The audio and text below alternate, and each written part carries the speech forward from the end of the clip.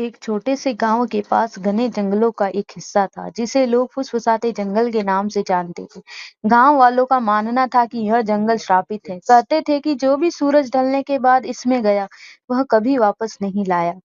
लोक कथाओं के अनुसार वहां की आत्मा भटकती थी। एक सफेद साड़ी पहने महिला जिसके लंबे बाल उसके चेहरे को ढके रहते थे। वह फुसफुसाकर ऐसी बातें कहती थी जो सुनने वाले को कभी जीवित नहीं छोड़ती। एक तूफानी शाम राघव नाम का एक युवक इस कहानी की सच्चाई जानने के लिए जंगल में जाने का फैसला करता है। इन बातों को अंधविश्वास मानता था और डर को झूठ समझता था।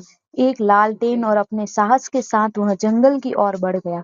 गांव वालों ने उसे रोकने की कोशिश की लेकिन उसने उनकी बातों को हंसी में उड़ा दिया।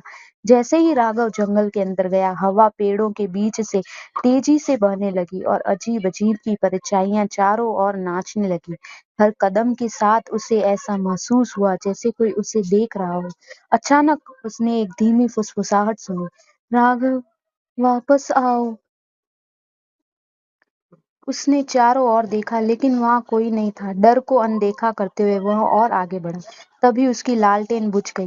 घना अंधेरा छा गया। ठंडी हवाएं उसकी रीढ़ तक सरक गई।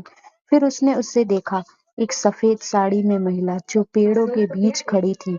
उसकी आंखें अदृश्य थी और वह धीरे धीरे उसकी ओर बढ़ रही थी। राघव की सांसें थम गई। महिला ने एक बार फिर फुसफुसाया, तुमने मेरी चेतावनी नहीं मानी। अगली सुबह गांव वाले जंगल के किनारे इकट्ठा हुए। राघव का कोई नामो निशान नहीं था, बस उसी की लालटेन टूटी हुई पड़ी थी। तब से कोई भी व्यक्ति फुसफुसाते जंगल के पास जाने की हिम्मत नहीं करता था। क्या आप उस जंगल में जाने की हिम्मत करेंगे?